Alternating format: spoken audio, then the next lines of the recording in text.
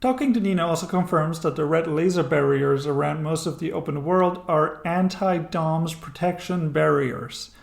This is a beautiful example of how easy it is to see through propaganda if you just ask questions. In this case, if these are supposed to protect us from the DOMs, why are they on sea level where DOMs can just fly over them? This is a highly thematically appropriate excuse to have a smaller open world to play in. Given more time and money, the devs would have probably tried to make a bigger game, but for reasons I will get into later, I do appreciate that they ended up settling for a more focused hub world. We're also told that jump jets for our hovercraft should help us progress. Our recent publication has convinced several Hylians to support Iris. We go to an even secreter room to pick up some donated pearls. This, to me, is a fairly powerful moment. Instead of just giving us a cutscene of people showing their support, we actually gain tangible help. We would have had a hard time affording hovercraft upgrades if it wasn't for the support of the population. WWTAO, where we work together as one. Carlson and Peters, page 823. Despite needing weeks of rest to regain his full strength, Double H follows us immediately. He uses the values the military taught him to justify this actually quite reckless behavior. This shows him to be highly disciplined and committed to the cause. It's safe to assume that he also feels indebted to Jade and is willing to risk his well-being for her. I was surprised to see that the usually pacifistic Jade is familiar enough with Carlson and Peters to quote page numbers. Paige has obviously never been part of the army, and she doesn't know her parents, so she didn't grow up hearing these phrases. And she hasn't spent enough time with Double H to know his favorite lines either. He does say we work together as one once, but doesn't mention the page number. There's a line of dialogue we'll get to soon that implies that Jade may have a habit of dating soldiers, and given her physique and likable personality, I doubt she had to study Carlson and Peters to impress them. It's more likely she picked it up by spending time with them. There's one possibility I'd like to mention here. If Jade actually made the deal with the voice, it would explain Double H's miraculous recovery. He seems a lot more put together now than he was just moments earlier, but that's just pure speculation without much evidence, as we don't know what trading in your soul looks like in this universe. As we leave the Akuda bar, we get distracted by a triangle-locked door leading to another protected district. This one starts with a series of timing challenges. Avoid lasers as you make your way down. I like the music here. It adds a lot of tension to an otherwise fairly tame opening.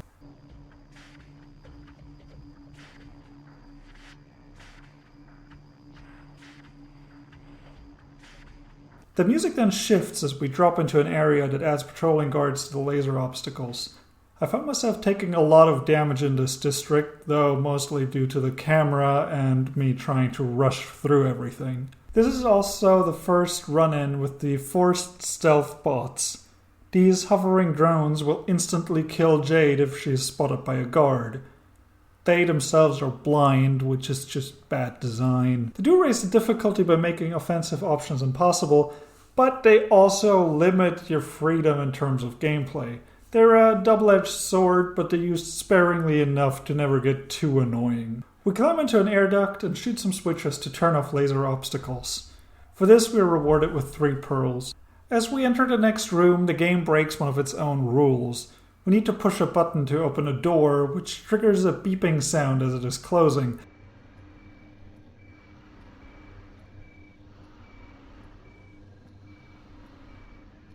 The guard here doesn't react to the sight of the door nor the sound of the beeping. In the Neutrables factory we learn to create disturbances to distract guards, but this one just doesn't seem to care. We move on, get spotted by a guard, and die instantly. The game actually gives you a little window to see the guard ahead of time, but I just wasn't paying attention. That's 100% on me. We get on an elevator that serves as a pretty tense stealth encounter. There are flashing lights below the weird video game holes with guards in them, so you'll always know ahead of time where you need to hide. There's a really clever bit of design here. Since there are light sources above and below guard holes, the shadows on the boxes shift, so stick to the shadows like you always do. There's a nice ramp up in tension as a guard gets on the elevator. There's no way he's actually going to spot you, but the closer you have to get to your enemies, the more thrilling the encounter. He is basically window dressing. I decided to kick the dressing and the camera flips out for a second and we're out of here. Double H, there are tons of alpha sections in the subsoil of Hillis. Better not stick around here much longer. Back at Ming Tsi's, we spend some of our cash and grab Iris 513. We'll look at it later. Time for some more trespassing. We kick a few rats and punch in the code we got from the drunk goat. Inside we'll find and take back a pearl from the alpha sections. Running through town, accosting random strangers, we find out that the alpha sections are confiscating pearls of kidnapping victims. Now that we know, or at least assume, that the DOMs need pearls to approach anything resembling not frail, this makes a lot of sense. Mentioning the password to these two in particular reveals that there are now people supporting Iris beyond the inner circle. Iris finally have proof, and they're not wasting any time denouncing those all fools. All fool, that's dumb. Iris finally have proof, and they're not wasting any time denouncing the alpha sections. Time to get ourselves a jump jet. Talking to the rhino at the counter also reveals that it is common knowledge that there is a pearl in every cave. Apparently. Now, while this may seem incredibly video gamey, I do have a theory that might justify this. I quote, "To populate and construct these new colonies and faraway planetary systems, pre-programmed Divolite was sent along with specific..." I said Divolite. To populate and construct these new colonies and faraway planetary systems, pre-programmed Divolite was sent with specific strains of DNA in order to create cloned humans and hybrids to begin the colonization process. Now, this does not mention anything about wildlife, but establishing a functioning ecosystem surely is a big part in making a colony hospitable. How else would Hillis have normal Earth variety seagulls? I think those pearls were pre-programmed to contain a variety of animals and then sent into caves to generate them. Now that the ecosystem has been up and running for centuries, there's no need for Divolite clones anymore. The pearls have likely been programmed to cease cloning after a certain time has passed or a certain population has been reached. There's no proof of this in Beyond Good and Evil 1, but hey, I'm just asking questions. Chatting with the Mamago boys reveals Babukar knows the password, while his brothers do not. It's likely that Babukar is an Iris supporter, but keeps it a secret from his brothers to protect them should he be found out. Because these rhinos are the best. Back in the city, as we're exploring a blocked-off part of town, we hear General Keck accusing Iris of attempting to destroy the Nutriples factory. I like the propaganda adapting as the story progresses. We could just skip to the third race and progress, but we might as well do the other races while we're here. It's nice of the announcer to give the whips, the weak, and the wusses still have 3 more seconds to get the hell out of here and back to your knitting!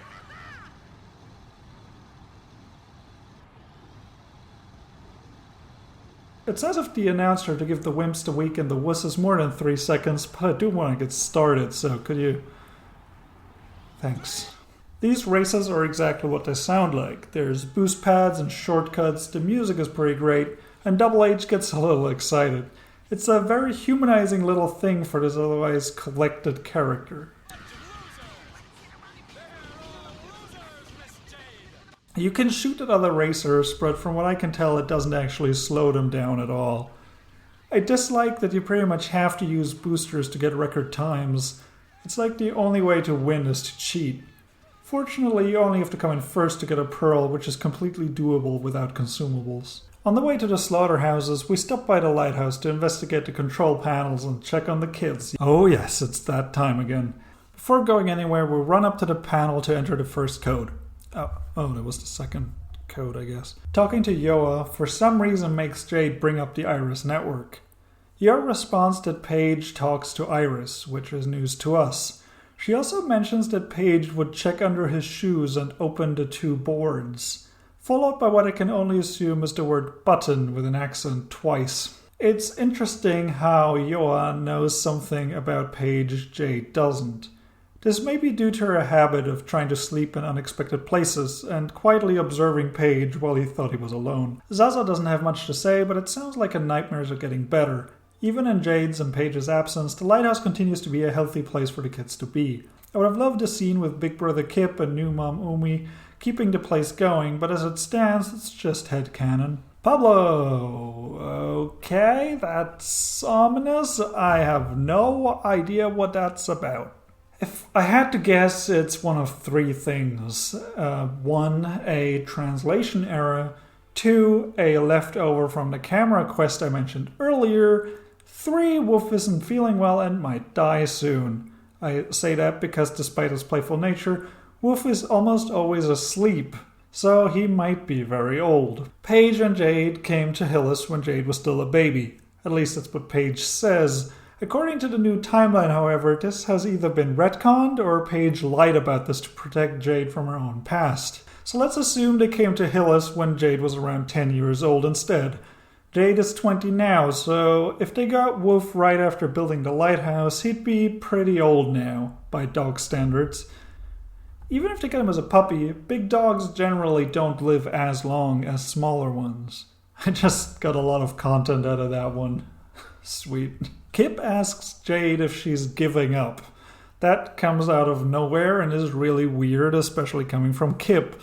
This might hint at him only faking optimism to keep morale up. Umi asks where Paige is. Jade doesn't tell her what happened. To avoid panic, she simply states that Paige is off doing a thing and will be back. It's interesting that despite the fact that her entire mission is to show people the truth, even Jade resorts to lies for the greater good. Talking to Fenn, he asks if Jade is bringing home canned food now, referring to Double H. Canned food is mass-produced and commonly considered to be of low quality, so if you dislike the military, that's a very fitting insult. If there's anyone who could have taught Finn a food-related anti-establishment slur, it has to be the former pirate/cook Paige. Jade says that Double H isn't like the others. This is where I get the whole thing about Jade dating soldiers. Fenn immediately assumes that the military man following Jade is one of them. I really like Fenn's surprise at Jade bringing Double H home. Paige would clearly be opposed to Jade dating soldiers, so he probably never allowed her to bring any of them to the lighthouse. The fact that Fenn picked up the term canned food may be the result of Jade and Paige arguing about this matter frequently and perhaps even loudly. While we're up here, we might as well enter the second code. Triumphant music plays, but we don't quite know what happened.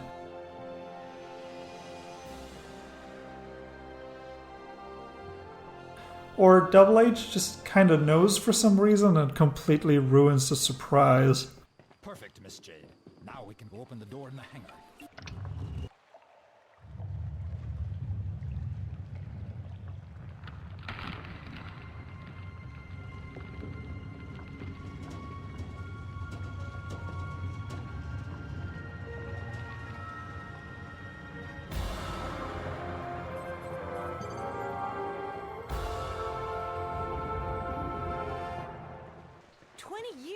Paige, you've been hiding this from me for the past 20 years.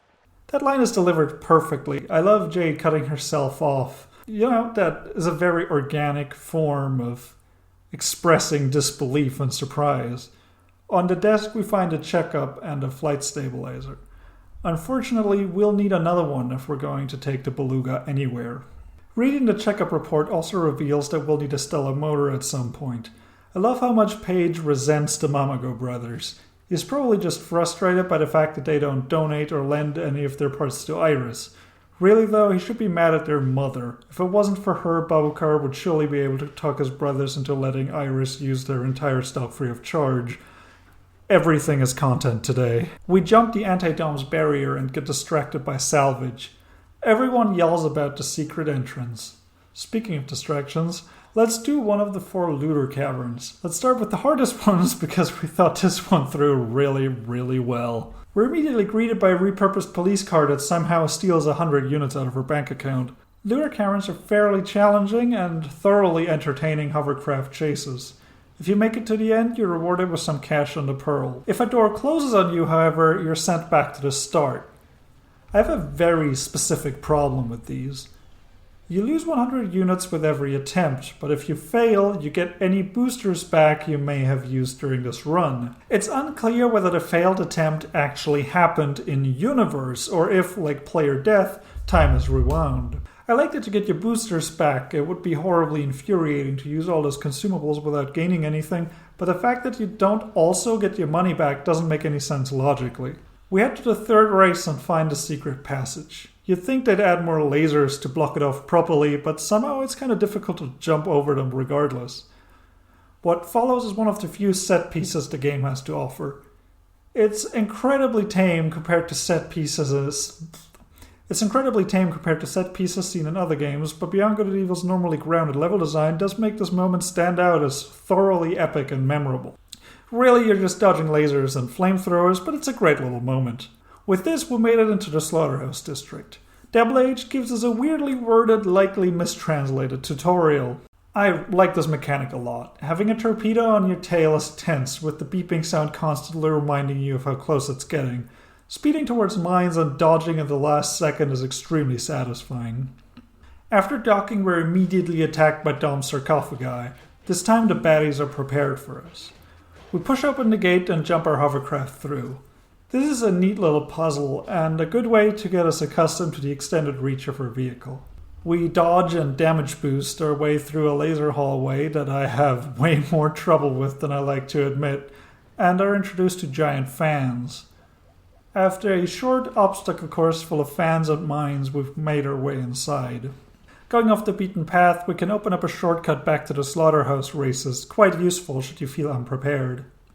After a short but rather challenging hovercraft platforming segment, we find that there is nothing on the other side and we just wasted a bunch of time. Hi, this is me from the future. You may be wondering why I even bothered trying to platform at this point, considering that the crate I was looking for was right there. Well, the thing is, I remember very specifically as a kid having to jump across that gap, but I didn't remember why. So, luckily, Caracal or Caracal, I'm not entirely sure how it's pronounced, I'm sure they'll correct me, on the Beyond Good and Evil Discourse server, pointed out that the devs actually moved the second crate you need to blow up the second mine from the end of the platforming section to the beginning of the platforming section, probably because they're aware of how horribly painful and annoying this part is. So, thank you, Caracal, for pointing that one out to me.